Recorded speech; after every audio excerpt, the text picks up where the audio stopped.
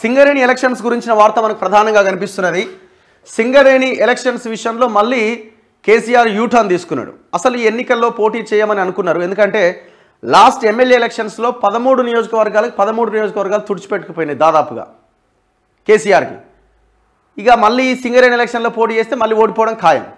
ఇక మరి ఎందుకు అని అనుకున్నాడేమో, మేము పోటీ చేయమని ఆ టీబీజీకేఎస్ తెలంగాణ బొగ్గుగని కార్మిక సంఘం వెనక్కి తగ్గింది. సో దీంతో అందులో ఉన్న నాయకులంతా తిరుగుబాటు జెండా ఎగిరేసారు.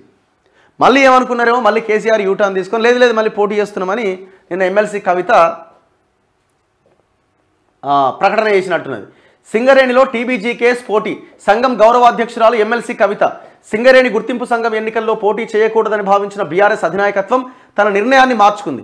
తమ అనుబంధంగా ఉన్న తెలంగాణ బొగ్గుగని కార్మిక సంఘం ఎన్నికలకు దూరంగా ఉంటుందని బీఆర్ఎస్ సంకేతాలు ఇవ్వడంతో ఆ సంఘం కీలక నేతలు తమ పదవులకు రాజీనామా చేయడం కలకలం రేపింది. ఈ నేపథ్యంలో సింగరేణి ఎన్నికల్లో టీబీజీకేఎస్ పోటీ చేస్తుందని ఆ సంఘం గౌరవాధ్యక్షురాలు ఎమ్మెల్సీ కల్వకుంట్ల కవిత ప్రకటించారు.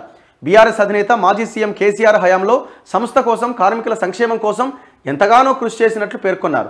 ఆ పనులను చూసి కార్మికులు ఆత్మసాక్షిగా ఆలోచించి బీఆర్ఎస్ అనుబంధ సంఘం టీబీజీకేఎస్ను భారీ మెజారిటీతో గెలిపించాలని శుక్రవారం ఆమె ఒక ప్రకటనలో కోరారు. బీఆర్ఎస్ హయాంలో కేసీఆర్ 20,000 డిపెండెంట్ ఉద్యోగాలు ఇచ్చి యువతకు ఉపాధి కల్పించారన్నారు. అమ్మో, ఎన్ని ఉద్యోగాలు అమ్ముకున్నావు తల్లి, అందులో ఎన్ని ఉద్యోగాలు అమ్ముకున్నావు ఆ శ్రీధర్ ఆ ఎండీని పెట్టి. అసలు మీరు ఇంత గొప్ప పనులు చేస్తే మరి ఎలక్షన్లో పోటీ చేయకూడదని ముందుకు ఎందుకు అనుకున్నారు? అసలు అందరికంటే ఉత్సాహంగా మీరే పాల్గొనాలి కదా. డిపెండెంట్ ఉద్యోగం వద్దనుకుంటే ఆ కుటుంబానికి 25 లక్షలు చెల్లించాలని నిర్ణయం తీసుకున్నారని తెలిపారు.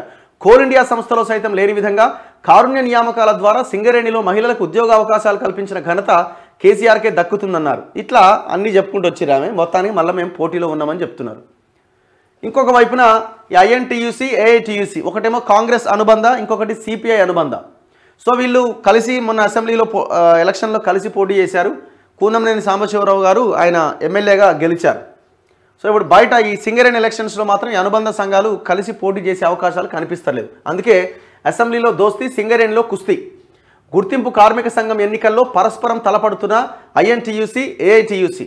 బీఆర్ఎస్ యూటర్న్, పోటీ చేద్దామంటూ ప్రకటన, రాజీనామా చేసిన నేతలు వెనక్కి రావడం పైన సందిగ్ధమట.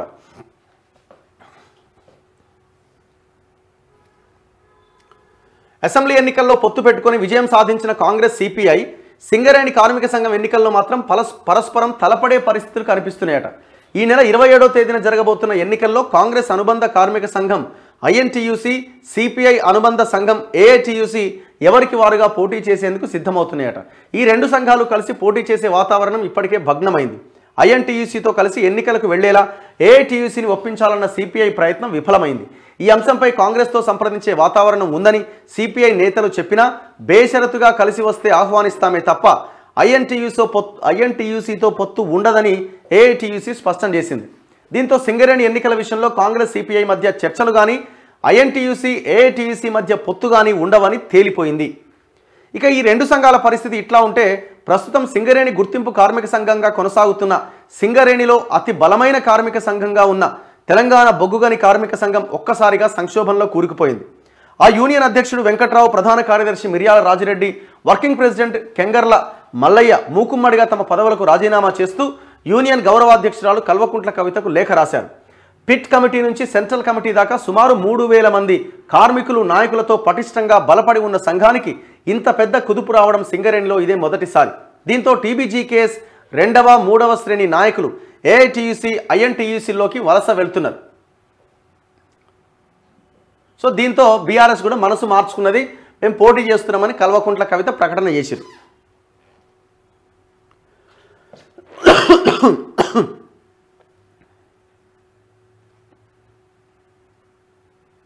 సో మళ్ళీ వాళ్ళు రిటర్న్ వెళ్ళే అవకాశం ఉందని అంటున్నారు నిన్న బయటకు వచ్చిన వాళ్ళు. మరి చూడాలి ఏం జరుగుతున్నది. సో ఇట్లా సింగరేణి ఎలక్షన్స్ కనబడతా ఉన్నాయి.